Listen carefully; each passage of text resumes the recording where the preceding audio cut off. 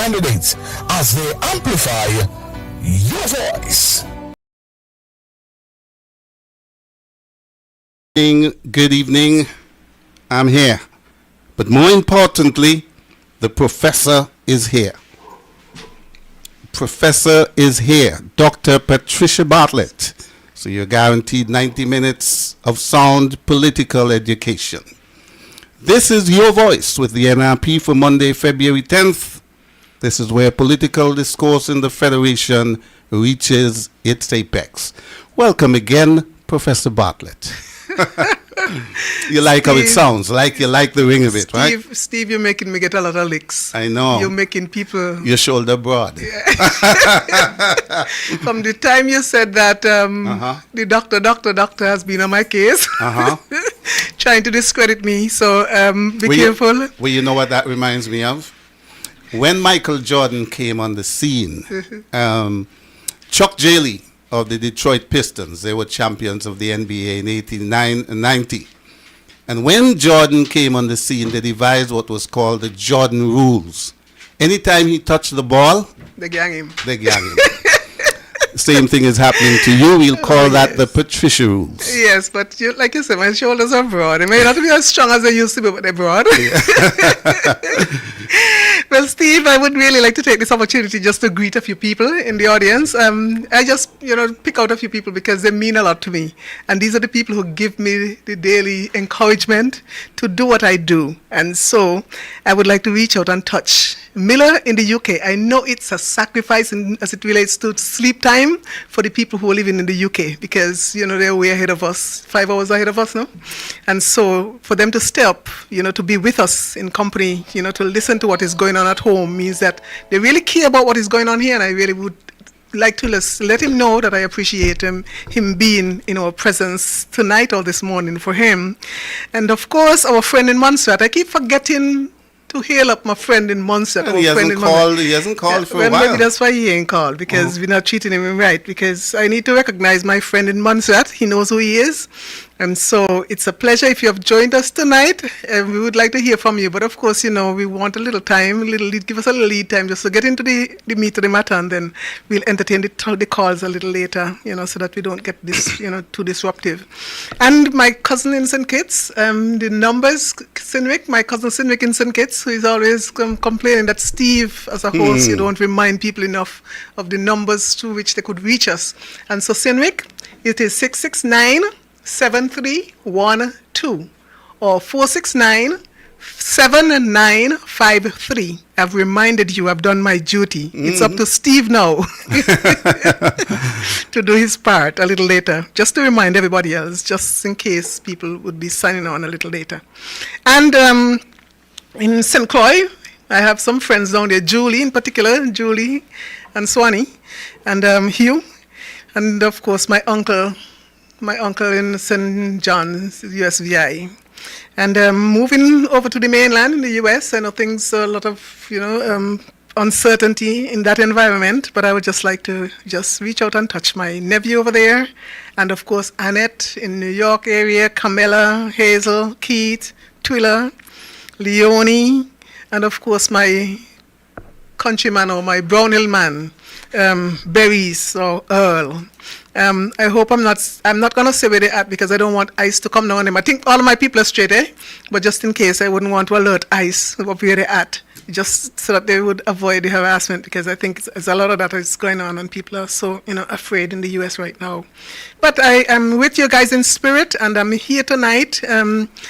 I would really, before I get into trouble, make sure that our people at home, that I greet our people at home and thank you for tuning in, and of course the people in St. Kitts and the wider Caribbean, and of course the wider world. Whoever you are, wherever you are, we are glad to have you. Good night.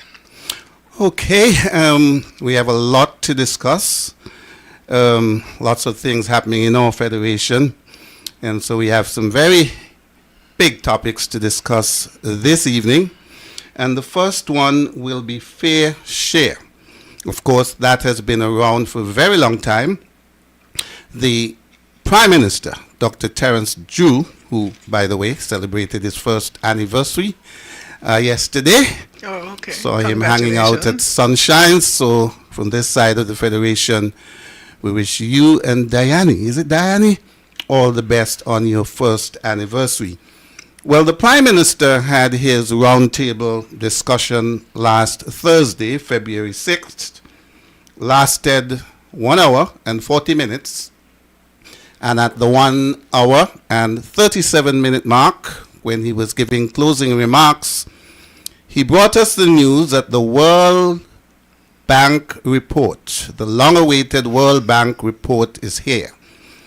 Couldn't figure why he saved it for his closing segment. Thought it would have been nice to raise it at the top so the journalists can ask a few questions about it, because it's a very important topic. But let's take a listen to what he had to say. Other announcement that we have received from the World Bank is recommendations as to how we should share revenues. That has been talked about a lot, fair share. It has never been studied all this time. That is why I keep saying that the unity construct, I don't know what it did for Davis. This was a question that Davis had, and the Federation should have that issue answered. So we have received that, indicated to the Premier in our meeting, and so the FS is helping us to prepare the document so that we can further deal with the issue of the sharing of revenues between St. Kitts and Nevis. I found that a little low-keyed, but just for the background, this fair share matter caused the breakup of the Team Unity administration. Of course, the Premier Mark Brantley was a key person in that unity construct for 7 years, said everything was glorious, and then in January of 2022, when he found the pressure coming down on him, he decided to become very boisterous and to make strong arguments in two elections, the August 5th federal election and then the local election of December 12th. Ever since that, he has gone very quiet. But of course, the news came in a very low-keyed fashion last Thursday that the report is back. But let's cast our minds back to Saturday, April 16th, 2022, when the Premier announced he was making an address to the nation, and he addressed the matter of fair share. It boggles the mind why the Honorable Prime Minister, a trained accountant and highly astute financial manager, would continue peddling a notion that we need the World Bank to come in to do a study and to tell us how to calculate the monies received from CBI, subtract the expenses of the program, and divide the balance on a pro rata population basis between Bastia and Charlestown, as was agreed as a central plank of the Team Unity construct. I am certain when I say that any student at the Nevis Sixth Form College or CFBC could undertake that mathematical exercise and bring immediate resolution to a matter which has now festered for 7 long years. But, Professor, should I put on my clothes tomorrow morning and ask other Nevisians to join me as I journey to the Oli water taxi facility to see Nevis fair share landed with dispatch on Islander Water Services? Oh, he's going to come on a small boat? I thought he was going to come by barge. By barge. What are your thoughts, though, on first the release by the Prime Minister? And by the way, Wednesday marked the midway point of his term in office. So one day after the midway point, that announcement was made. Long awaited. The Premier said 7 long years. You put 2.5 years, that's almost a decade.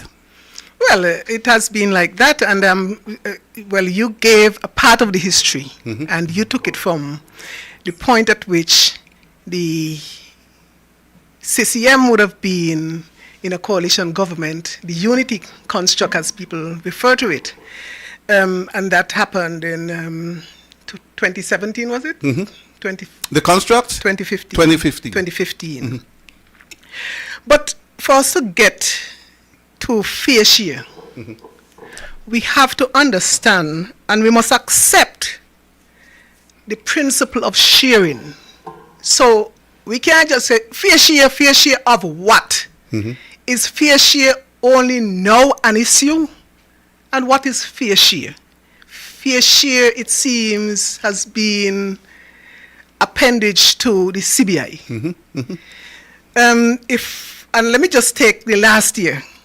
I don't know the final numbers for what the CBI revenues would have been for 2024. You think that's strategic? Because last week I said, I think it's Grenada, they announced that they reached the 500 million plateau for the first time. We were told in September that we were down on revenue, Right. 218 million. Right. The second month, almost halfway through, we have not been told what was the intake for 2024. Right. So to my point, so when we were at that point in September, was it? When he September. would have released the $218 million that we would have amassed at that point in time, I would have made the point, if we were not to receive $1 more or to sell one more passport after that point in time, it means that our share, the 666 million that comes over for budgetary support, it means at that point we would have been getting 30%, of what the CBI would have brought in for 2024. Now, 20% is what I think people used to suggest that maybe we were getting. It was less than after the calculations would have been done in terms of what the prescription would have been prior, in terms of getting to the point where Nevis is paying for the essential services that were common to St. Kitts and Nevis. But if we accept that fair share is a mechanism that would have been already prescribed in the Constitution since 1983, we must ask, why is it an issue now in us having to go to the World Bank to work out a mechanism for sharing? But the reality is that CCM has consistently refused to abide by the dictates of the Constitution. The Constitution law prescribes, and the pro rata mechanism that the Premier in his clip right there was making reference to, he got that really from what the Constitution would have said in Section 110. Because right there, the mechanism talked about revenue allocation. That is what that Section 110 is addressing, or some people say 110. And so the provision was already there, and NRP would have respected that. That mechanism of sharing from since 1983 all the way through until 1992 when they demitted office. Here comes CCM. But since then, they've been showing us their colors. They're greedy. They're very greedy people. And they're selfish and self-absorbed. So what they did, they said, to heck with the Constitution, we're going to do our own thing. Because remember, at that time, Four Seasons was in its heyday, and they were raking in the monies. And so the revenues in Nevis started to bounce up, and they got all excited, but of course they're greedy. So at that point, they decided they stopped with the revenue sharing, and they became lawless from that point going forward, as it relates to anything, any mechanism that would have been put in place then and since then. Same thing with the VAT. NRP would have negotiated a sharing mechanism, well, with St. Kitts, with the same CARTAC, which is the technical arm of the world, the IMF. And it was working. And CCM came back in power in 2013, and what they did, they kicked down that bucket as well. So they're not minded to share.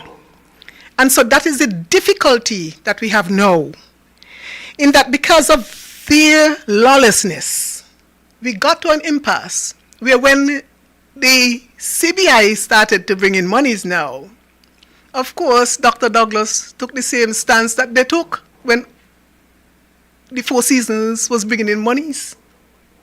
So at that point in time, Dr. Douglas would have said, the monies are not our monies. The money is going to the SIDF, because he would have had this vehicle sitting right there parked up. He called the SIDF, which is contributions would have been going into there, donations would have been going into the SIDF, and it was he strategically put that name on it, the Sugar Industry Diversification Fund, because Nevis was not doing sugar. So right away, the connotation is that you're not even entitled. Don't even look here, because you don't have anything to diversify, away from as it relates to sugar. So you're not a part of that. And on that basis, he refused to share with us. Now, we couldn't make a hell of a lot of noise at that point in time, because we would have already said, we're not sharing with you. And so what did Mr. Pai do? He was between a rock and a hard place. He got a little loan from them, at least. Douglas was gracious enough to give him a loan of $5 million to do some little menial thing. And so, fast forward to where we are now. Nevis is presently, from the last census, because in the Constitution 110, the instruction is that based on your population, Nevis it's a proportional thing. So right now, from the last census, Nevis had 13,182 persons in the Federation. St. Kitts, 38,138. So that means that we are at 26% of the population. That is what Nevis's pro rata basis would have been at this point in time. If we were sharing all along and expected to be rewarded, so to speak, with fun, or with the fruits of our labor, like some people like to say, or the fruits of our passport. But on what basis are we making this noise now, when we have refused to conform to what the dictates of the Constitution said as it relates to sharing? So they were making noise, and they found an opportunity to negotiate, because the unity construct needed them at that point in time. However, they still did not make a legal argument to put it in law, to go into the parliament, because they know that it would backfire on them. Because how could you now disregard the highest law in the land, which is the Constitution, that told you how to share, and you now want to come back with your own thing at the parliamentary level, a parliamentary law now, to say how to share? And so that is why I think there was no impetus to move it forward. And so they just kicked it about. And the thing is, they really were never genuine in terms of seeking fair share for the people of Nevis. It was always about them. Because as it is now, what is he asking for? Why is he now willing? Okay, so we waited an extra 2.5 years since Dr. Drew came into power to do the same thing that he said that Timothy Harris was not doing. And so where we know, no disclosure up to this point in time as to what the IMF, or the World Bank rather, would have suggested or recommended in terms of how do we share. We're still here left now to wonder, how is this thing going to be shared, It's not, I don't know that there's anything in place to enforce it, just like there seems not to have been any will to enforce the constitutional provision for sharing. And so this is just a recommendation. Dr. Drew could throw it away. He could try to advance it. But one thing we know for sure, it cannot go contrary to what the laws of the land prescribe. So you can't go contrary to Section 110 or any other law, parliamentary law, and I don't know of any that they have right now existing, that tells us how to share. Because some people have argued, and I think that was an argument that was presented from Dr. Douglas' side, that the Constitution would have made reference, specific reference to the tax revenues, the pooling and sharing of the tax revenues. So, what is now to guide us in the non-tax revenues? Because traditionally, non-tax revenues have been collected and saved on both sides of the narrows and used as they saw fit. That was never considered in the initial revenue sharing agreement. So I don't know that I feel any extra comfort tonight knowing that Dr. Drew has in place or has in his possession some recommendations that are non-binding at this point in time. Is he going to disregard what the Constitution says that it relates to sharing? Is he going to force Brantley to come take a bow and, start behaving, in a lawful manner? Are we going to go back to the point where we start sharing, pooling and sharing revenues? This is, and as a matter of fact, I don't know how well we did last year with CBI, and I don't know how well we are going to do this year. It seemed to me, based on what transpired last year, that the projections for this year might have been a little overzealous, but we are yet to see that. Once we get the reports back, then we'll have an idea as to which direction we're going. But it seems to me like it's in the dying moments of the CBI that we're now getting some recognition. We're now getting, resolution or recommendation as to how we must share these monies. Yeah. Mind you, bearing in mind that it is not a straight, slice down the middle to say, well, okay, you get 26% and, this is it. If the CBI brought in 100 million, you get 26 million, and the rest 74 million goes to St. Kitts. It's not as, non-technical as that. Because you still have to remember that if we go by what the Constitution says in 110, there are some services that are common services that St. Kitts and Nevis have to pay for. They were obligated to pay for. And so out of that 26%, you're going to have to pay your fair share. Either they take it off the top before you get it, and I don't know if anybody going to give you money to take it back.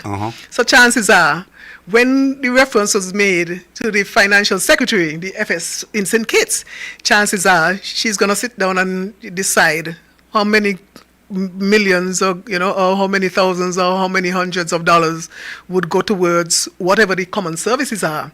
Mind you, in 110, the Constitution says that it is left up to the Governor General to put that mechanism in place to make sure that the provisions, that are already in the Section 110, that you adhere to these, but it must be with consultation with the Prime Minister, and you must have concurrence from the Premier, whatever you decide as it relates to the common services. But it's really up to the mechanism is already there. The World Bank didn't have to come to tell us that these are the things that we have to take out, and so the Financial Secretary seeing these things for the first time. These are things that already the provision is there in the Constitution. All we have to do is just follow the law. All we have to do is just follow the law. And when you have people like, this rogue government in Nevis, the NIA, who have no regards for the law, it means that it exposes all of us in Nevis now, and we are at the whims and fancies of who is the person who is collecting the money. If they decide to treat you the way that you treat them, then we should not even be looking for anything. And I don't know on what leg he stands in terms of going and demanding anything. And maybe that's why he has not been very forceful. He has been licking Dr. Drew's boots. Instead of, holding Dr. Drew's feet to the fire, he's licking the man's boots, because he's in a bad place. Because when you look around, the economy over here has tanked. There's not much going on. Already you're hearing that they're cutting back. You're cutting back and you just start the new year. Instructions are going out from the Ministry of Finance to the various departments. You have to cut back by 30%. Or cut back from something that you have not yet started to spend, And so it doesn't look good for us. It doesn't look good for us. Going into 2025, already from the budget, it was not a budget that inspired you and inspired hope, and now that you're hearing all these things that are happening, I don't know maybe that's why when I went in the bank on Friday, only one person was in there when I got in there at 2:00 on a Friday afternoon. Nothing is happening, as Auntie Shelley said. Nothing a keep. And so I am at a I am keeping my fingers crossed, hoping that things would shake out a little better. I don't think that this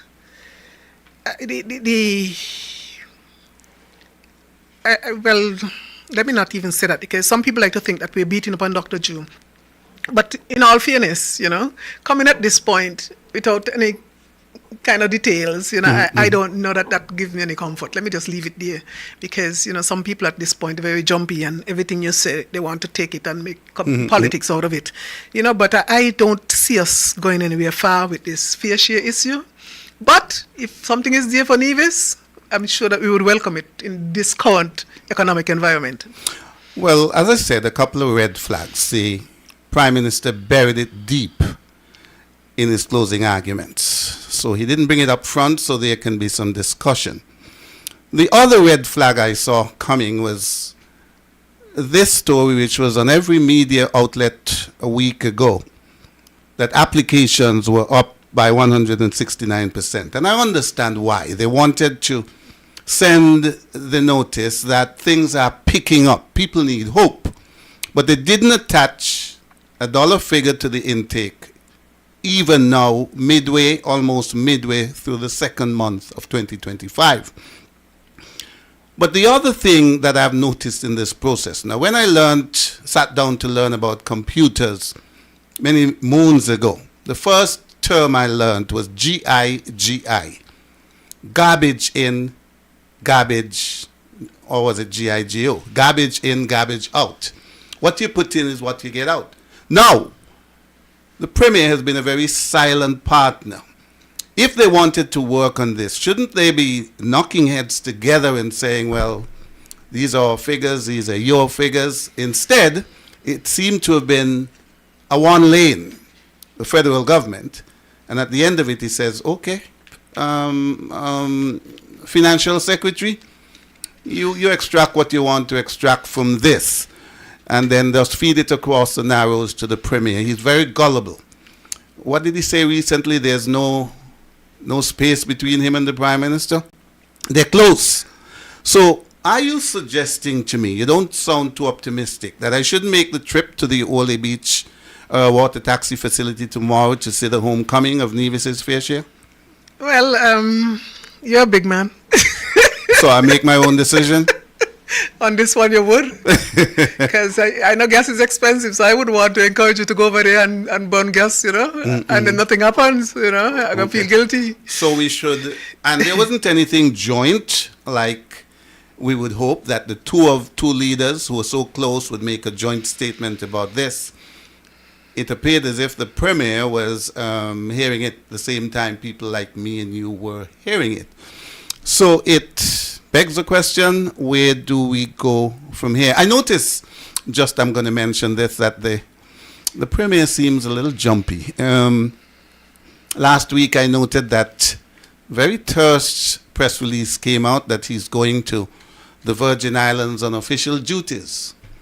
That was Monday of last week. We haven't heard anything about that trip. And then today I saw a similarly terse report that he's going to Antigua today and coming back tomorrow. I wonder what the purpose of these overnight trips. I wonder if it has to do with the economy, because we're not in great shape. As you said, the cuts are being taken, and we haven't even left the trackers yet for 2025. Well, he said official duties, so I would imagine that at the end of it we would get a report. So let us look forward to the report either at the end of the week, because he comes back tomorrow, right? Tomorrow, the 11th. So hopefully by the end of the week, or by the end of the week. What about Wednesday? Or maybe he might defer until he has his press conference. No, you can't defer. I'm just saying maybe, but I don't want to speculate on his movements, really. I mean, I don't like to do that, So he said official business, then we expect a report. Okay. I think that is reasonable. I can't imagine that he would come back and not report on the work that he has, he's been outside of the Federation doing on behalf of Nevis. Well, it's 9 o'clock, and remember the numbers you can reach us: 469-7953, 669-7312, 766-7312. We want to hear from you. Let's hear your views on the fair share issue, which is bubbling.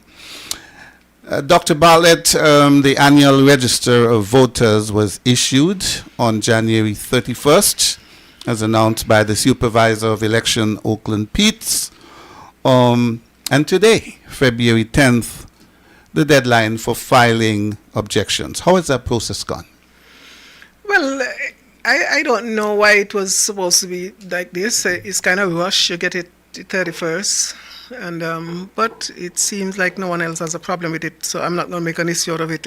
But yes, the deadline, the 10th, is the last day, for filing our objections. So I'm hoping that we would have done, as best as we could. Because really, it would make a difference, or sometimes it could make a difference. But the way the system is, I don't think it's going to make a hell of a lot of difference, even, just based on the experience that I've had, my short stint so far in politics. And, I don't really consider myself necessarily as a politician, but mainly a humanitarian who has to involve herself in politics. But because, you see, the thing is, over time, you observe the machinations and, you don't feel, sometimes I don't even want to engage in the process. I'm like, they're going to do what they feel like anyway, because at the end of the day, the system is just a little too open to manipulation. Or let us call it what it is, the system is corrupted. The system is corrupted. The people generally do not get the government that they want, especially in the last couple of cycles. And another observation that I've made is that successive governments have complained while they were in opposition. And then they transition to government, and then it is no longer an issue. An issue that they would have ranted and raved about and suggested to everyone that change could be made for the better. When they're in a position to effect those changes, you realize these people are not necessarily genuine. And I don't understand why we keep recycling people who have not shown us that they are genuine. When they say things, we should hold them accountable for what they promise us. But we have gotten lulled into the position that irrespective of what they say nowadays, we have already taken sides just based on colors, like children relating to primary colors. We just take a side. And no matter what is done, we cannot call it wrong when it is wrong. And so we go through these processes and try to see if we can get to the point where we can get a one man, one vote. All right, just hold your thought there and let's take this caller. Good evening, caller. Welcome to Your Voice with the NRP. A blessed good evening to you. Yes, same to you. So, Miss Bartlett. Good evening. I call it from Tinky. Welcome. I do not know what are we going to do in this federation here with all sides have an export lawyer. We do not know which party we're going to go in this country here. With every young man good and telling lies. That's it. Yep. It's only going on son walking telling one lawyer lie and Harris because Harris said he cannot spend money. And he know it. So I do not know how you're going to vex with somebody who say you cannot spend money. And you know it is true. That's all his problem. He cannot spend money, and the man bring him out and set up, and he upset and he walking saying one load of things. But anyhow, time longer than swine. He will get his turn when he ready And that money there what he makes you pay, I want to know where he do with it. Have a pleasant good evening. Good All right, evening. thank you, caller from St. Kitts. Oh. Yep. Yeah, Karma, we let Karma take care of him because he can't take it where he's going to go. None of us could take it, So if he had a conscience, he wouldn't take it, but obviously he has no conscience. And so we just leave that there because the more greedy people get, you cannot satisfy greed. So rich people, you cannot satisfy them generally. And so that's why they are where they are. So as it relates to our elections and preparing for that, the list management is a very critical component of that, the whole thing. But like I said, if we allow our politicians to just come and tell us lies like the lady just, said, because that's it, we're not holding them accountable. And they just think that they have, a license to just lie and lie in broad daylight, This, and let me not start as it relates to that and get distracted because we're talking about the electoral issues. And so let's, focus on that. We're going to have to take this electoral system in a series. We can't take all of this in one night, and people need to understand that. So tonight, I just want to focus on registration, just because that is what is currently the process we're going through. So we're going to focus on that.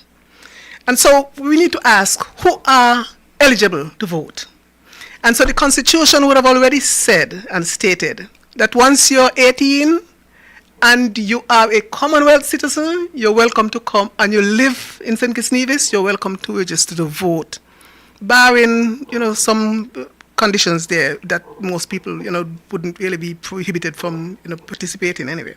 But once you're a Commonwealth citizen, as a national, you have to reside here continuously for 12 months before you can qualify to register. And so the issue that we have as it relates to that is that we have seen that people have been registered who have not been here for 12 months continuously. And that is an issue. And it needs to be addressed. But I am not that optimistic, and I recognize that until we get in government and we decide that we're going to change it, it probably would never change. Because who we have now, they're not likely to, or they seem like they're not minded to change it. And I am totally disappointed. I'm disappointed that, we can't even call out our officials and ask for help. And I don't know if you're aware, but on social media on this weekend past, it was a lot of noise, a lot of chatter, because Dr. Janice Daniel Hodge, our party leader, would have reached out. Let me read it into the record. I have it right here on my phone. I was going to come to that. Well, Or you want to go ahead, or you want me to insert it here? Okay, let me just finish, and then afterwards we deal with that as a separate issue. Okay, sure. Right, as an addendum to it. So the registration, it is clear, who qualify to register.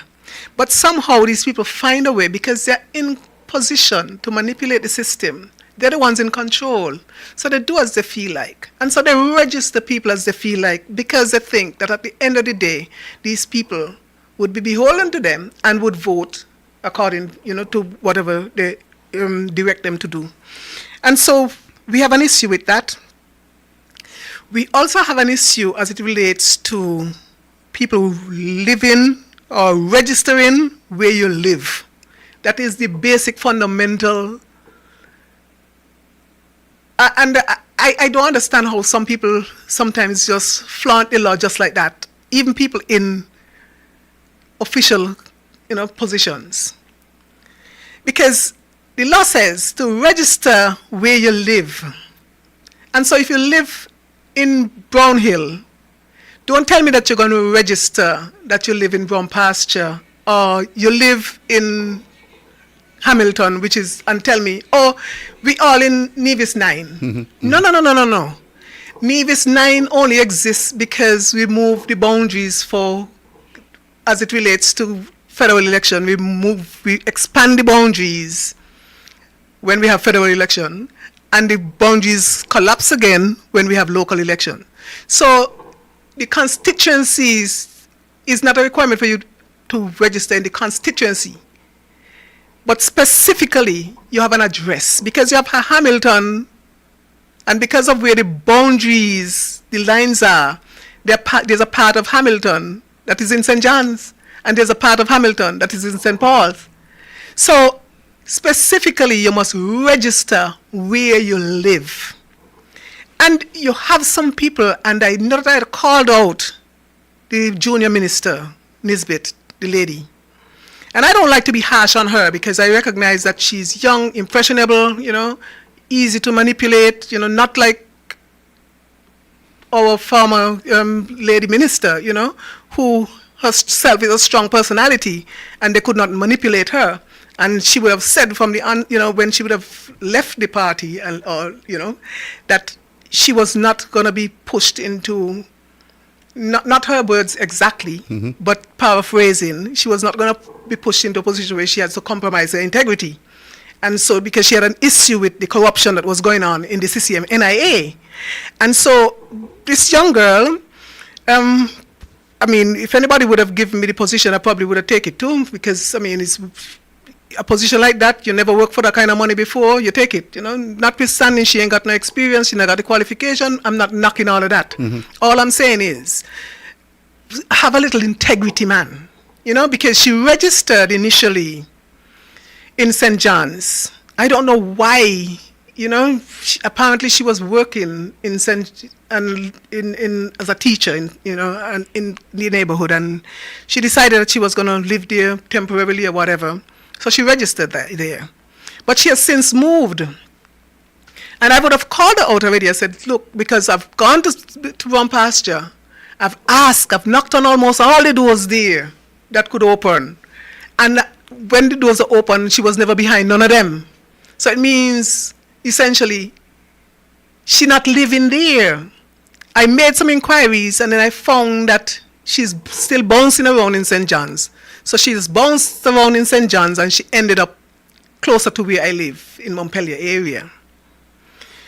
Now, when I went further, since then, and I'm like, okay, so things didn't work out in Brown Pasture. Man, go back where you come from, man. Why you bouncing? Why St. John's? But I understand the maths. They're playing maths, And so I made the inquiry, and I understand that, whatever disruptions she would have caused in the area, she was asked to leave.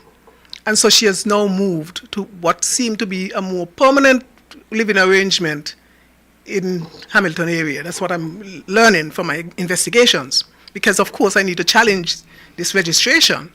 And so you have a more permanent thing there because you live with family, go in and regularize your position. And I've said that to her. But the way they make laws around here is just so that they could manipulate. Because in the National Assembly Elections Act, it gives you the right to remain on the register. If someone challenges you, but the registration officer, for whatever reason, does not take you off the list, so it means that the objection is not allowed. And so I think she has been using that to say, well, you can't take me off unless the registration officer, who, by the way, is on our side, is not gonna, take me off. So she was bold enough in 2022, mind you, when we had elections, she was registered as a teacher. Since then, this is 2025, she has gone and changed her occupation to reflect that she's now a minister, because it's important for her to establish that. So she's now the same name person, but she's now a minister of government. But gosh, man, you went to the trouble to change your occupation. But change your dress at the same time, regularize everything. People must always call you out on your level or your lack of integrity? That is not a good thing. That is not a good thing. And so I wish she wouldn't carry those kind of stains, for this party that obviously is on the decline. And that is why they do the kind of manipulations that they're doing, just because they've lost favor with the majority of people in St. John's, the Premier has. And so now he has to get votes however he can.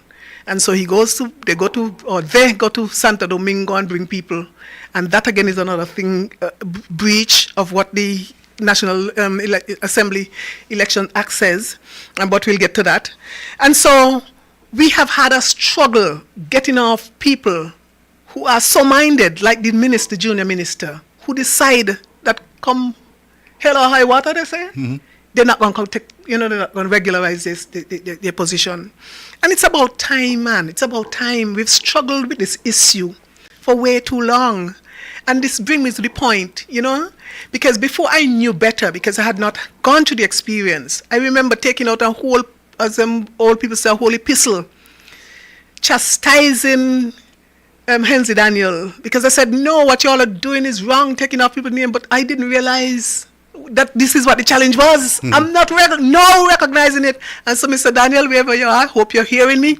I want to apologize to you for that, because I'm now in the seat, the shoes on my feet, and they're squeezing me. And so now I have a much better appreciation as to how my feelings, and that's just it, they always appeal to your feelings or your emotions, how they would have been manipulated. And so I'm getting a better sense of who the Premier is and how he manipulates the people who, in the first instance, would have trusted him. And so now we get to the point that he's just lying barefacedly, And so I'm getting to that point that I need to alert our people. And like I said, this program is all about making sure that our people are aware. They are bringing awareness to our people.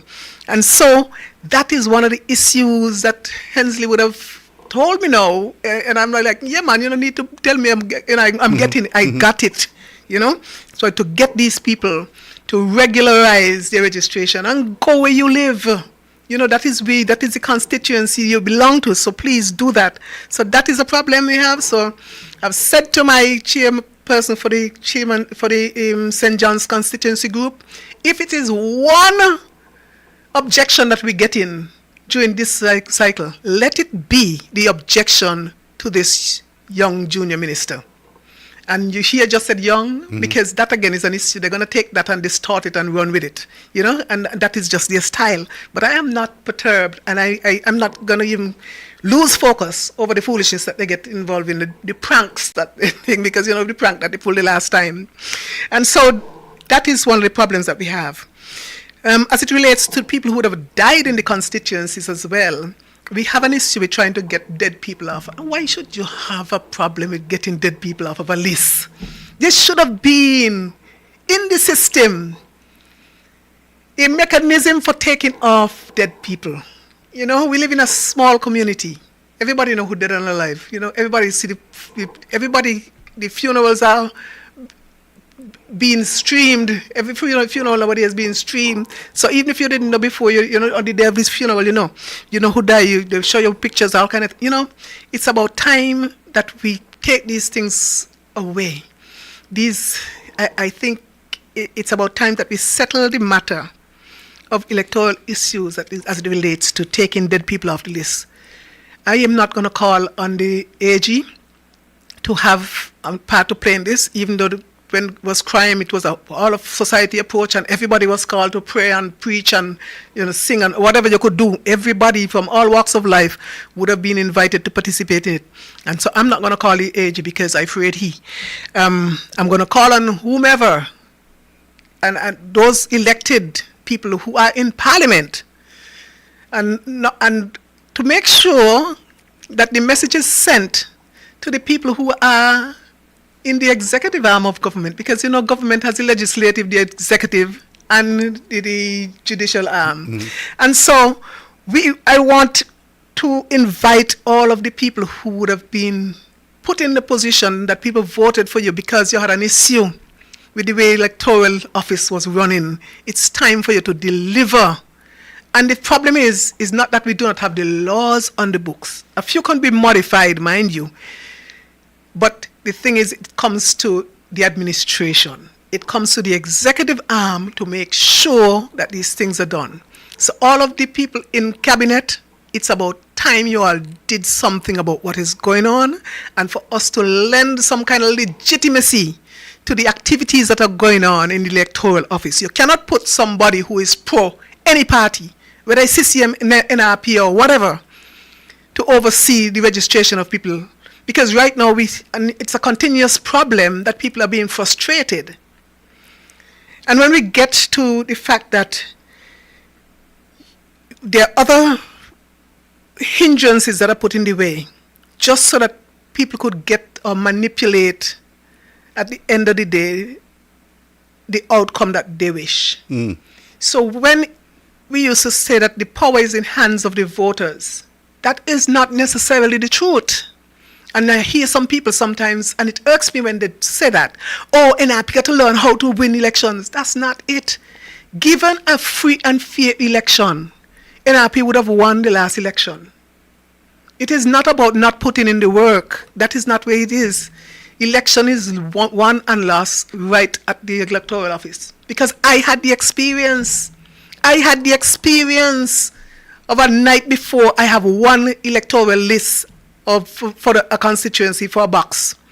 And by next morning, it was changed to something new that my agent had to share a list with the other agent. And at the end of the day, this list just vanished, just disappeared. And these things ought not to happen. We're in a society now that we're thinking that we should be in a progressive society. We have to be able to trust the system. And people like to say to you, trust the system, but the system is not working. And the system needs to work. Because in Section 42 of the National Assembly Elections Act, it speaks to the right of the registration officer or the chief registration officer to remove people from the voters' list if they no longer live in Nevis, in St. Kitts Nevis rather. If you are a non-national and you're gone back home, you don't live here, your name should be struck from the register. And I'm not going to apologize for that. That is what the law says. That is what Section 42 of the National Assembly's Election Act says. That's what it says. So we need to be able to put people in place who understand what the assignment is, as prescribed by the National Assembly's Elections Act, and go out and carry out their duties and do so that the people in the country can have a level of confidence that when the last ballot is counted, they can all sit back, relax, and say, well, that is what the people wanted. And that is the point at which we want to get. We don't need to come every year the same thing, fighting with the same thing. You take off dead people. The registration officer showed you all these things that would have been happening. You took off all these names, people who would have been objected to and duly removed from the list.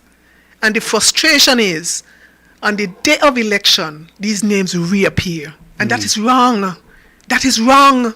We need people in a system who don't have a dog in the fight. And mind you, that's a metaphor. I don't want nobody to say tomorrow that I say that people are dogs. We need people who do not have a self-interest in the outcome.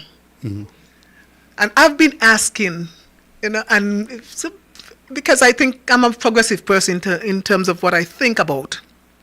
Because this system is not working for us. And I've been asking for us to even consider going to the level of taking it to CARICOM and say, look, we have, in the first instance, we say we want to integrate. What a better mechanism to get in place than an election machinery that covers the entire CARICOM. That is free and fair and nobody have any dog in the fight, and it just it's an itinerant thing. So you go from one territory to the next, just executing elections, and do so, and so people can have that measure of confidence at the end of the day. And I am strongly advocating that, and I wish that our people, especially our legislators, I wish that they would, start thinking progressively and not just about themselves and winning the next election by fraud. Because I heard Dr. Ju say that an election can be bought. Now, we'll get into that next time when we move on to the other parts of the electoral, the National Assembly's Election Act. But just focusing on the other aspect of Section 42, we have to make sure that the names that are objected to and upheld, that at the end of the day, they do not come back and frustrate the system. And so I think that is the intent, so that we can have a fair election, that people would vote where they live, and dead people would be removed, and when people objected to, they just go and regularize their registration.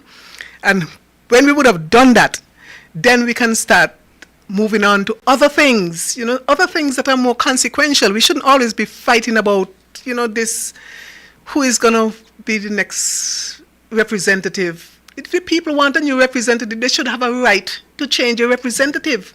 It should not be forced on them. This is almost like rape. You don't want a man and he's going to push himself on you. I was like, we have to get away from that mindset. And so I'm appealing to whomever would be out there who have an influence. Let us start using that. If nothing else, I would like to celebrate with Dr. June at the end of his term, whether it is this term or if he gets a second term, that he would have achieved something in terms of a fair balance, in terms of a fair administration of the electoral process. And so, Minister Janelle, I touched on you, and I want you to go and regularize your position, darling. It's about time that you did. All right, let's take this call. Welcome, caller. Hello, good night. Hi, good night. I live in Ramsbury, Mm-hmm. and I witnessed something last election. Lift your voice a bit, caller. Yes, this is Flores, and I live in Ramsbury. Mm-hmm. And I witnessed something last election. I vote by the Charleston Primary School. While I'm in the line, I was surprised to see somebody who was on the Electoral Commission, if that is what it's called, brought some non-nationals to the polls to vote. You wouldn't want anything worse than that. But as my mother would say, call him today. He is not here to answer. The worst part is they came with the name and piece of paper. They had a St. Kitts Nevis passport. And let me go further. Nevis don't deliver passport. But when they landed in Nevis, the passport didn't have it. No stamp. Brand new passport. I am with Dr. Bartlett when I hear them say, NRP have to learn to win the election. This is not NRP have to learn to win the election. For the past elections, NRP would have won a free and fair election. But it's a numbers game. And if you look at the last election in St. John's, Dr. Bartlett, you were coming on strong. There was a 3-hour pause. A pause? There was a 3-hour pause. And by the time they came back, I don't know what went on, but everything turned around. Anyway, the evidence is there. From winning a seat to over 500, they barely make it to 150. And that is the voice of the people. And what is going to happen this election coming? The worst is yet to come. Because that hospital, what is painted up, and inside about demolish it, that is going to do the work for us. Let me tell you, there is a higher power, and we could do as much, but not as long. I have faith in God, and I believe my party leader and the candidates have faith in God, because JD would have won St. Paul's if those non-nationals did not vote at the Charleston Primary School when I was there. She lost by 24 votes. It's all about numbers. But they have to come in a new set of numbers this election coming. Because we are learning more and more who we are dealing with. And people are waking up. And the non-nationals who live in abroad, I want to thank you from the last time. And I expect bigger things from you this time to come. Remember, the non-nationals, but the Nivijans living abroad, the Nivijans. And we're depending on them to do the right thing. Good night and goodbye. Good night. Thank you, caller. As the caller said, there was a 3-hour pause. And at the end of it, Dr. Bartlett, your opponent in the Premier of Nevis, said he could have given you 16 and another 16 and another 16. Well, he knew where to find them because they're the ones who had control over the ballots. But the caller raised an issue, and I think that the issue is dealt with or addressed in Section 43 of the National Assembly's Election Act, where it says in subsection 2 that every person who is qualified to be registered as a voter for a constituency shall apply in person to the registration officer. So he made reference to these people from Santo Domingo. We're just going to say Santo Domingo because that's what colloquially that's what you Dominican Republic, same thing. Right, so we're just going to say Santo Domingo because it's easier. So what has happened is that these people have not been applying in person to get registered.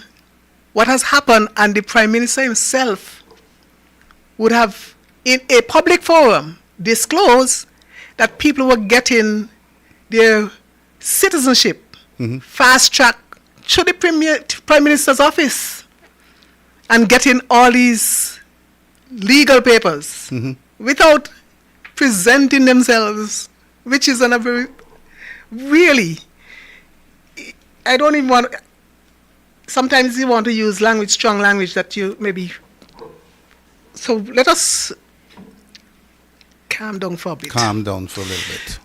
But you see, the thing is, though, it is not right.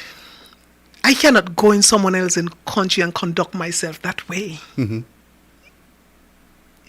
It is illegal what the other side, CCM, has been doing, and they know that these activities are illegal. But we cannot just put all of the responsibility on them, because the people who are participating in it, they too bear responsibility.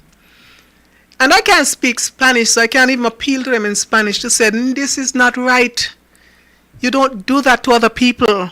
You wouldn't want someone else to do that to you. Think about it. Look how Nevis is suffering now because we have an election. We had an election. All right, let's take this caller. Good evening, caller. Welcome to Your Voice. Good night, Steve. Hi, good night. Good night, Bartlett. Good night. Very, very crucial season, serious time, I think it's Nevis. The federal government knows about the nonsense about what's going on with these lists. They knows about it. Ickle and Jickle, they knows about what's going on. It's a practice of the Labour Party for many decades. And it's going to come to an end, you know. Otherwise, it's going to be real problem. Think it's Nevis say one a problem when it comes to election. When you lose, dust off and go and come again. That's what we want in this federation here. We don't want this. We're going back to the dark days, Steve, however, Bratcher, you know. We're going back to the dark days. This is where these young boys who want to come rich in 30 days want bring to sensible people. I mean, when you look at them and they talk about the going to university door, pure gangsters and vagabonds. Look what they're doing. No kind of integrity at all in the system. My good friend God, I'm so disappointed in this young man. I spent all day on the port just to see him to go up in the office to tell him peace of my mind. Can't believe the tutu wobbling off and the young man. Well, look what Think It's Nevis has become. This is where that vagabond fellow over there mash up a country for. All because you want to keep himself in power and the man can't spend money. The man got Nevis in a terrible problem. And I'm going to warn you, Steve. Think It's Nevis look like they ain't got no money. And they don't know how to generate money to run the country. This is the real problem. The real problem in the country, you know, Steve. And a warning, Miss Daniel, do not back down and fight and come to the country with the problem. Don't hide nothing. Do not hide nothing. And I work with her. Work with her because women got something special to come with in these countries. And we got to get a faith, y'all. Because I gonna fight with all the women them who in politics. And don't back down. Have a good night, Steve. Yes, thank you. Thank you very much, caller. Well, we really appreciate the sentiments and the support, caller. Really appreciate that. So, yes, so this fast tracking of citizenship to the PM office, I'm hoping that it has come to a stop. I hope that, because the thing is, when we over here exchanging our passports for votes, selling passports for money, and then we go down making noise, so we want fair share. We well remember in an election here where people from the Dominican Republic were encamped at absolutely Bush on Victory Lane. And the advertisement said, Frio comidas, that's free food. Frio, I think was Bebos, free drink. And Frio passport, picture of the passport on there. That is what our electoral process has become. Scandalous. And something ought to be done because this CCM lawlessness must stop. Sorry there, we've got another caller on the line. Good evening, caller. Good evening, Steve, and good evening, Dr. Bartlett. Good evening. I hope you heard my apology. My public apology. Yeah. No, I just want to point to two things, to a number of things why we have to pay attention and to underscore some points made by Dr. Bartlett. One, the presence of so many dead people on a voters list suggests to me that the intent is to have people vote impersonating people who are dead. So, for instance, in one polling station in St. John's, you have over 30 dead persons. And these persons have been dead, not like those who went to the funeral last year, but they've been dead for a long, long time. And so they're still on the voters now. Now, what is so difficult for the registry of births and deaths to send that information to the electoral office? So in order to get these people off the list in the past, I have had to work with the funeral program to the hearing as evidence that the people are dead. So that's one that has to be done and done quickly, and the authorities have to move quickly to do that. The other thing, Steve, is this. I have gone to objection hearings, several, over the years. We have expunged the people from the list. They have no reason to be registered where they say they are. So we go through the process, and that's why I have to identify what Dr. Bartlett is saying, that sometimes you go through the process and it's very frustrating, because imagine you go to in one case, there were 13 persons. You already went through the process. They're off the voters list, so you say, yeah. Next thing, on the day of the election, they're on. And by law, if somebody is on the voters list on the day, you have real trouble getting them not to vote. Yeah, they're entitled to vote once they're on the voters list. Once they're on the voters list. And then, so you have that problem. And then I went to one election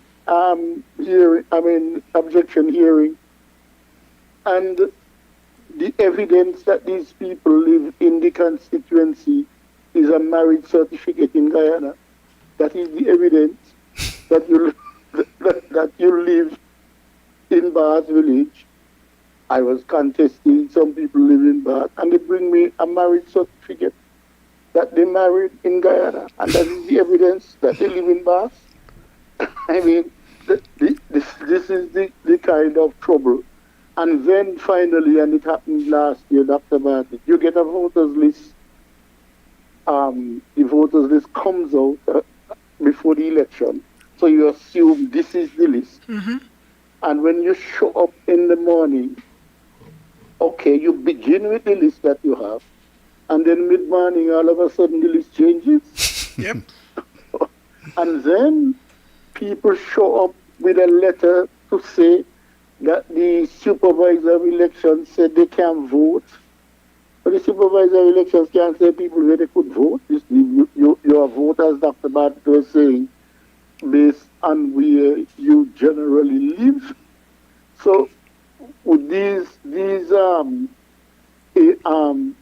discrepancies, they have become more than discrepancies now. These are major problems which are preventing people from voting for the government of their choice. Now, in the last election, at the swearing-in ceremony after the local election, see, you look at all those empty chairs. That is evidence that people in Nevis voted for the government. Where you ever see a government is being sworn in, and you see so many empty chairs. If the local people voted for the government, of course, is an indication, is a time for hooray. That's all. So that to me was one of the most glaring examples that this is not a government elected by the people. And I'll say finally, I was a student at the university in Jamaica when elections, and I was in the 1989 election, we were all advised, look, don't even wear the colors of green and orange. These are the two major political parties. Far less to go get involved in people's election, because that would be death work. If we were to go to interfere in an election without having the requisite right and privilege to vote and so on. So, but in Nevis, it looks as though we don't have that level of patriotism and so on. That to say to people, unless you are duly registered to vote, you must not vote. And finally, Commonwealth citizens, that is persons in the Caribbean, who is here, Caribbean and so on. India.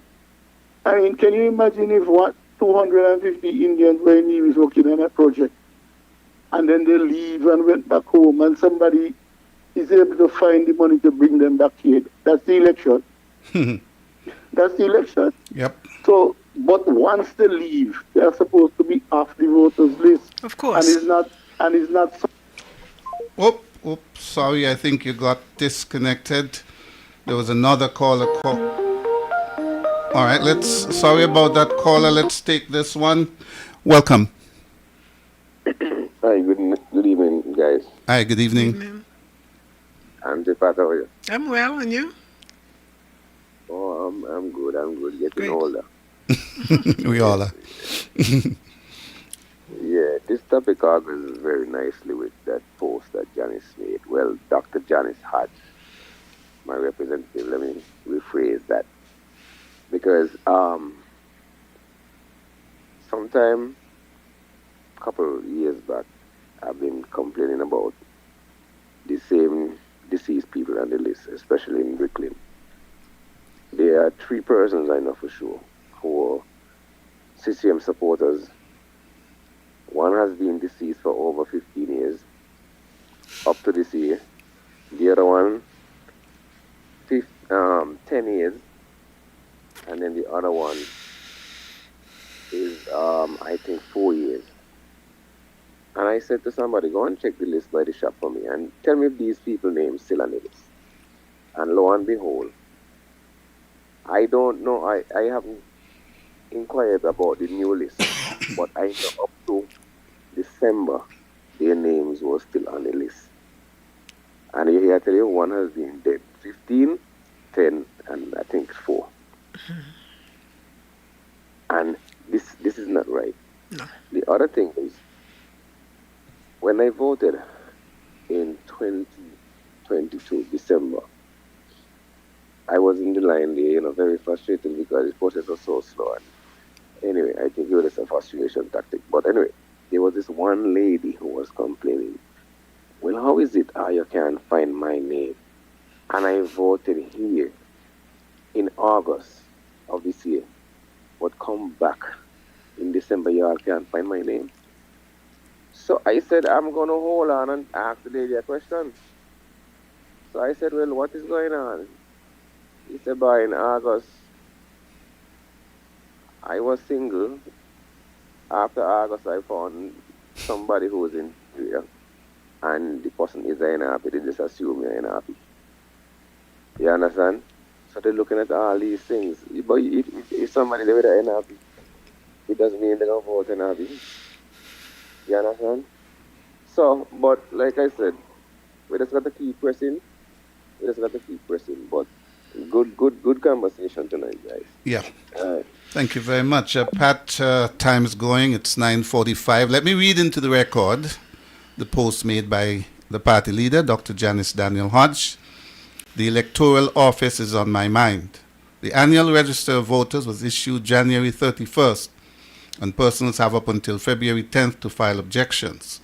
However, it seems like pulling teeth to get an electronic copy of the register. In previous years, one would easily go to the website, and it's given, and download the annual register of voters. Now the list is nowhere on the website. In fact, the last annual register available on the website is for the year 2022. Today, when technology is used for everything, even to buy food with JAD, why is it so difficult for people to check their voter registration status online? Mr. AG, Electoral Commission, and Supervisor of Elections, please correct this issue soonest. Hashtag be fair. Hashtag no shenanigans, please. Hashtag we deserve better. And all weekend, as you mentioned, this post was rolling. It caused a real uproar. Was that warranted? I don't think it was. I mean, she's a politician. She reached out. And sometimes, like I said, we have to take our frustration to the people. Mm-hmm. Because if you make an appeal to the people who can do something about it, and everybody just want to wash their hands and say, well, no, it's not me, it's not under my purview, it's not, it gets frustrating. So, I mean, I don't think that the response was really warranted. It could have been a softer response. I didn't myself get involved in it because I realized that it mm-hmm. took a turn, mm-hmm. not for the best. That's not me. I don't get into the cussing story with people, so I just thought that it was blown all the way out of proportion. But I would appeal. That's why I say I ain't calling no names, I just leave it up to the people who are elected and non-elected, who are in administrative position, who need to make sure that the work is done, because the legislature would have done its work. It is not left up to the executive to do its work, so that we don't have to go and bother the people at the judiciary level. Because we have to work together, to get these things sorted out. But to the point that the caller made, as it relates to these dead people on the list for 10 years, you see, the thing is, the deregistration, taking off people on the list, it seems as if the registration officers sometimes just use their discretion when they want to use it. Mm-hmm. Because the thing is, if you use what Section 42 directs you to do, you can take off people if they're dead just by virtue of the fact that you have the authority to do so. Or if that person did not vote, which would have been I think it is the third subsection 3, if that person did not vote for 2 consecutive mm-hmm. elections. So there's no way somebody who is dead on there for a whole 15 years mm-hmm. that could make any sense. If you're going to make sure that you'll going according to, or your work is dictated by the dictates of the Constitution, or the parliamentary law, which is the National Assembly's Election Act. And so we need to do better.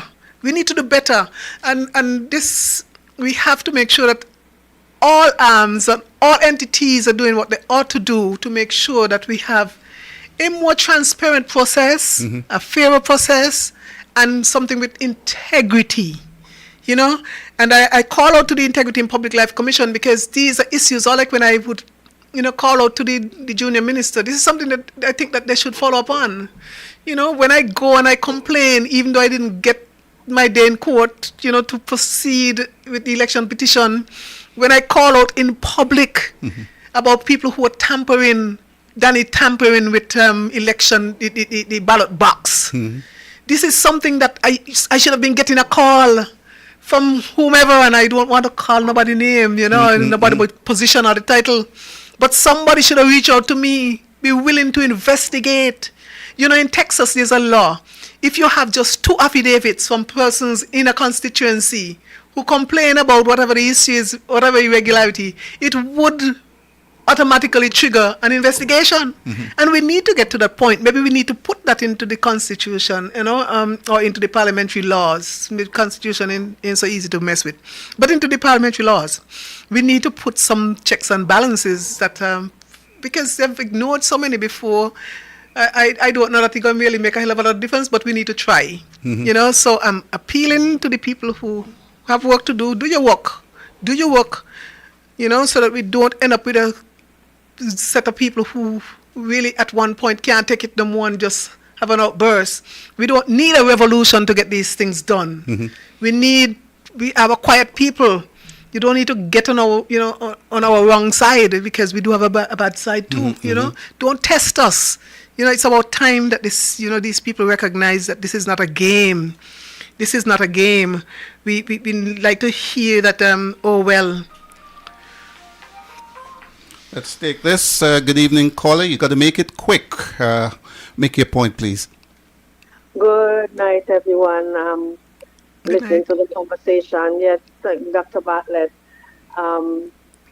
Very on point conversation. I myself was looking at the voters list recently and saw a lot of persons that I know have passed away for a number of years that are still on the list. And, we have laws, and I really do believe that we are to follow the laws and not just use them when it's convenient for us. So very good conversation, good dialogue, and I hope that people are being enlightened by the conversation. I want to interject, though, a totally different subject is the Valentine Cruise cocktail that's coming up on Friday. I can't believe the date is just right here upon us right now. So I just want to take the opportunity to encourage persons who may not have gotten their tickets as yet to do so now. Tickets are running low.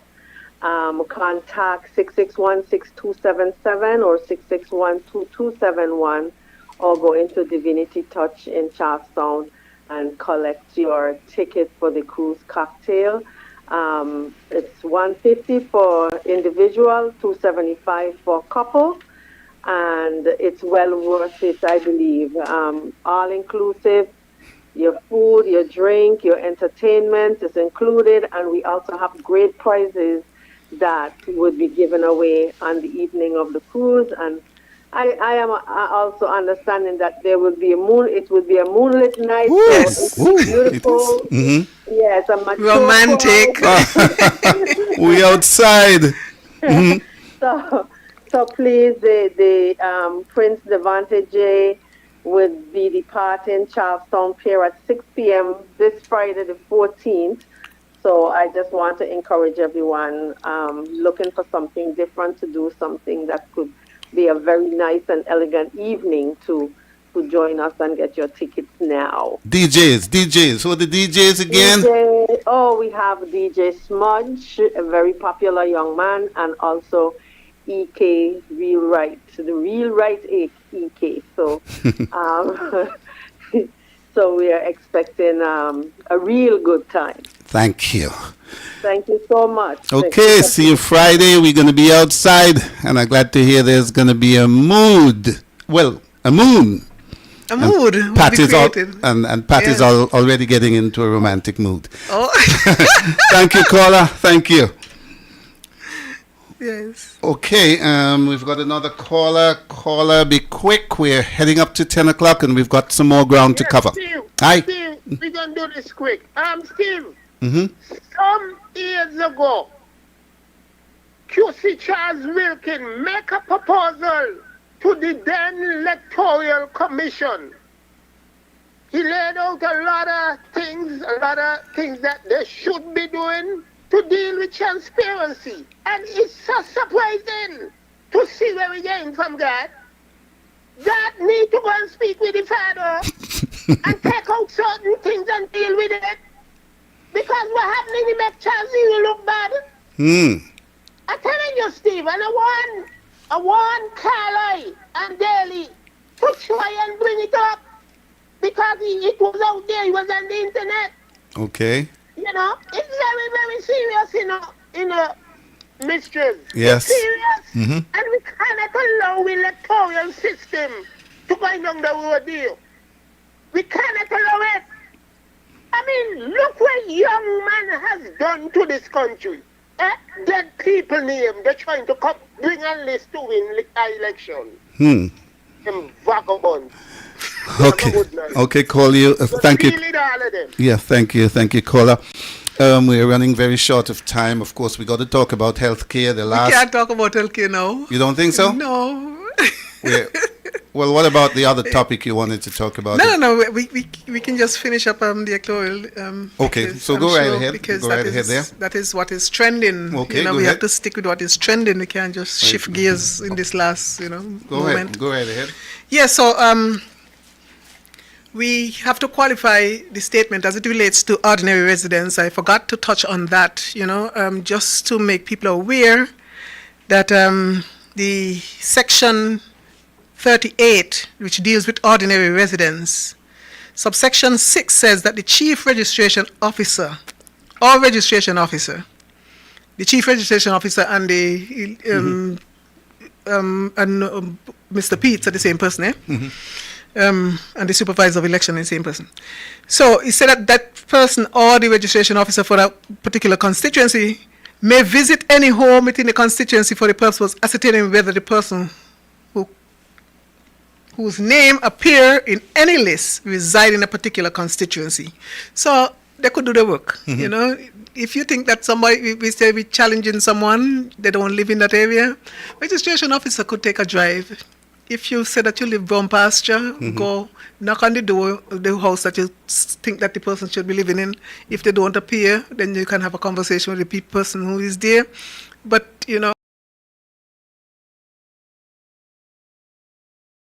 see if we can clean up those kind of things when people say that they live brown pasture, but that they live in Hamilton. Let us put paid to that, When people say that they live Bath, but they really live in Newcastle, let us put paid to those kind of things. Because the gerrymandering ain't going to stop. It's not going to stop once we have people in the system, and we're encouraging it, people who are dishonest. And the thing is, we see the signs of dishonesty played out with force every day. When the premier would come to us and blatantly lie about things, and we know it to not be true, we know we cannot trust an individual like that, and these people, if my grandmother used to say, if they lie to you, they're going to cheat on you. If they cheat on you, they're going to steal from you. And we're seeing all of that coming out, we're seeing all of that. Here's a classic case. Good evening. While we're at the bar, I'd like to ask a couple of questions. There is a property that was bought, I think, by your government, by your administration, at the bar. Can you tell us when it was bought, how much you paid for it, and what really are your intentions with that property? A property was bought. Thank you, and I'll listen offline. Caller, before you go, please. A property was bought at the Bath. What do you mean? I think it's over at the Bath Plain. Okay. Yes. Okay, now I know what you're talking about. Can you tell us when did you purchase the property, how much you paid for it, if you can say, and what really are your plans for that property for the people of Nevis? All right. Caller, thank you very much. I asked for your clarification because we were talking about the Restream, and I was wondering what you're talking about. But now I understand. I think the property you're talking about was a former property of Ursula Huggins. That's on top of the hill there, just above the cemetery.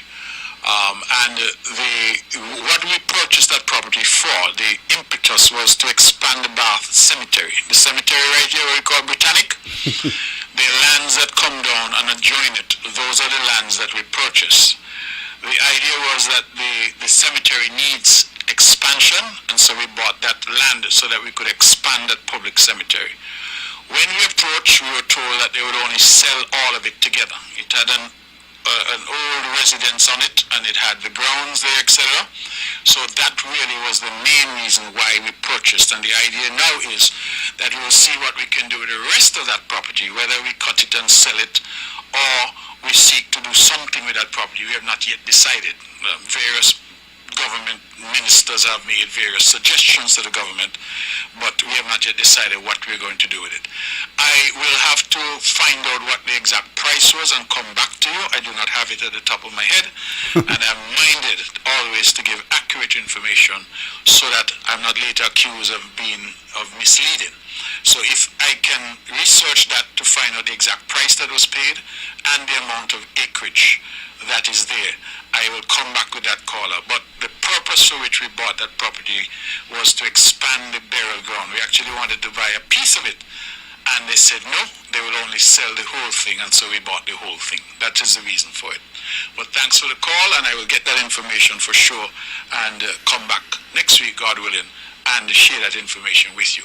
Let's go back to the phones and take some more calls. Classic stuff, man. I've been trying to decipher that from last Wednesday to now. Yeah. Round and round the mulberry bush. Yeah, the boy can't help himself. He just must lie. And I just don't understand why, you know. You must acknowledge when you mess up, you know. Because I have here with me the letter that was written to the person who was occupying the property at the time. You're joking. Yeah, because in September, the 12th of September 2019, they sent a letter to Mr. Patrick Brown, Farms Estate, St. John's Parish. And he says, "Dear Mr. Brown, this letter is coming from the Nevis Island Administration, the Premier's Ministry.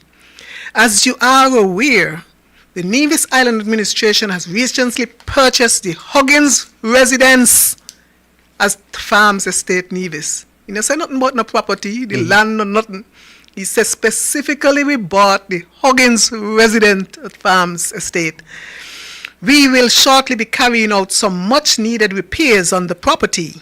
This letter, therefore, seeks to inform you that you should vacate the premises on or before the 28th September 2019. Failure to comply will result in legal action up to and including physical removal of your belongings from the property. Please be guided accordingly. Now, when I first got this, I was working for government and I couldn't care less because I am the kind of person, I am satisfied in life. I don't need a lot, you know. And so I said to Mr. Brown at the time when I brought it on, because we were on the Let's Talk, you know, as heavyweights at the time, you know. And so I said, it was brought to my attention that this property was purchased to be the Premier's residence. And I was gonna tell the whole of Nevis what is being done, because it is not right. Because we have too many people in Nevis who are struggling in poverty. Focus on that.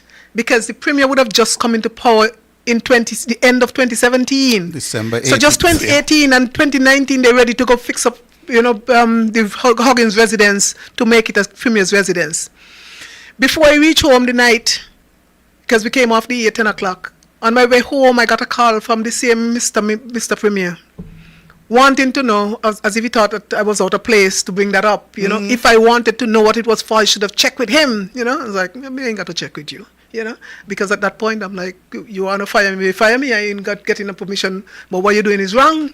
And I laugh at him, and he said, well, he need a house because, and I said, yeah, man, I know you got the nicest house in Montpellier, so why you really need, you know, I playing with him? Why you really don't need the Premier's residence? Because as far as I'm concerned, he really didn't need it. Mind you, I would have made the allowance. I said, okay then, you're the first Premier to come and get a chauffeur-driven vehicle and all that. I'll leave you alone because you got to be on Facebook and you can't text and drive, you know? So I left him with that. But to come now to want to have a Premier's residence, I thought that I was going over. And at that point, I was willing to sacrifice my tenure with the... Well, I had already registered... at that point, I had already resigned from government since 2006. Anyway, and so they could send me home anytime, and I knew that. And so I made a calculated, you know, decision that let them do what they want to do. And so I said that to Mr. Brand. On the air, Mr. Brand could not give an account as to what that property was for, other than he was silent and would not confirm that it was intended to be a Premier's residence. So he was given time to come back next week with the information, because you know how generous the host is, you know. So he's like, well, next week we come back. And when we left, I said to him, man, do I want to know what it was for? You know, I'm not retracting. You know, if I want to send me home, send me home. And that is when the rift started. That is why up to this day, you know, the Premier, he can't reconcile that, you know, so he going about it all foolishness. But that is what it was intended for. It was until now, they have not even cleared off one grass off of the area adjacent to or contiguous to this cemetery as it is. And you see people down there piling up, you know, they're digging up bones sometimes, you know. Ridiculous. You know, these are grounds that really you should move on from, because those were the days when people used to be buried just, you know, in a little old box and, you know. So we reach to the point now that sometimes they dig in graves and they meet in bones. There have not been any will up to this point or any attempt up to this point to expand the cemetery. It's still down there with the, you know, wide open with the donkeys then walking through, desecrating the graves and all the rest of it. It's a disgrace. Mind you, in all fairness to them, it seemed like for this year they decided that, you know, starting the new year, they're going to try and keep it clean. So the grass is not, you know, as tall as it normally is. But beyond that, they have not done anything to improve on the aesthetics at the cemetery.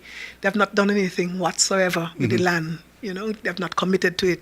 But now that it has surfaced, you know, as one of the wasteful things that they've done in terms of just taking the people's money and just spending it nilly-willy on things that sometimes don't make any difference to the life of the people in Nevis. Now, in defending that now, he's coming to tell the lady to fool again. Can't up to this point. He could even cop out and say, well, you know, this purchase was contemplated since my predecessor, you know, because Vance had just left, and I would imagine that conversations, you know, but I don't know how, you know, how advanced they might have been. He could have just pinned it on Vance because Vance is not here to say any otherwise.